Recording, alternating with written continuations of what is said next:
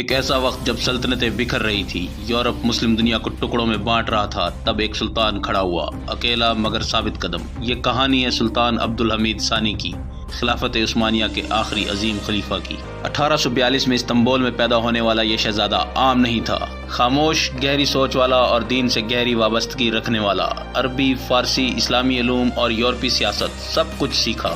جب اس کے بھائی مراد پنجم دماغی بیماری کے باعث معزول ہوئے تو 1876 میں عبدالحمید تخت نشین ہوا، ایسے وقت میں جب سلطنت چاروں طرف سے زوال کا شکار تھی۔ تخت نشینی کے ساتھ ہی انہوں نے ایک تاریخی قدم اٹھایا، عثمانی سلطنت کا پہلا آئین اور پارلیمنٹ بنائی۔ مگر جلد ہی روس کے ساتھ جنگ نے سلطنت کو ہلا کر رکھ دیا، اور صرف 2 سال بعد عبدالحمید نے پارلیمنٹ تحلیل کر دی اور جمہوری دور کا دروازہ بند کر دیا۔ اب شروع ہوا دور عبدالحمید، ایک مضبوط، خود مختار اور محتاط دور۔ عبدالحمید نے سلطنت کو بچانے کے لیے بنایا ایک خوفناک نظام، ایک وسیع جاسوسی نیٹ ورک جو ہر مخالف، ہر بات، ہر چیمگوئی پر نظر رکھتا تھا۔ کچھ لوگ اسے آمریت کہتے ہیں، مگر عبدالحمید کے نزدیک یہ سلطنت کی بقا کی جنگ تھی۔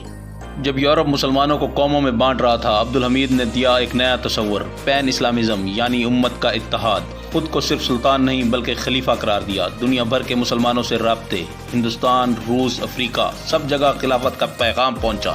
انہوں نے مدارس، مساجد بنوائی اور ایک خواب شروع کیا، حجاز ریلوے، دمشق سے مدینہ تک امت کو جوڑنے والی ریلوے لائن۔ مگر ہر کامیابی کے ساتھ آیا ایک امتحان، آرمینائی قوم پرستوں کی بغاوت اور ان کی سختی سے سرکوبی، جسے یورپ نے حمیدی قتل عام کا نام دیا۔ 1901 میں تھیوڈور ہرتزل آیا، فلسطین کے بدلے میں عثمانی قرض اتارنے کی پیشکش کی۔ عبدالحمید نے 2 ٹوک انکار کیا اور کہا، فلسطین میری ذاتی جاگیر نہیں، یہ امت کی امانت ہے، میں اسے کبھی فروخت نہیں کروں گا۔ 1908 میں نوجوان ترکوں کی تحریک نے عبدالحمید کو مجبور کیا کہ وہ معطل شدہ آئین بحال کریں۔ 1 سال بعد ایک ناکام بغاوت کے بعد انہیں 1909 میں معزول کر دیا گیا۔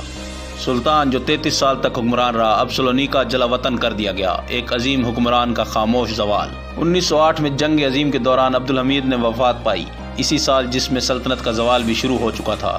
کچھ لوگ انہیں عامر کہتے ہیں، کچھ کے لیے وہ امت مسلمہ کے آخری محافظ ہیں، مگر ایک بات طے ہے، انہوں نے صرف حکومت نہیں کی بلکہ امت کے اتحاد کا خواب دیکھا اور قربانی دی۔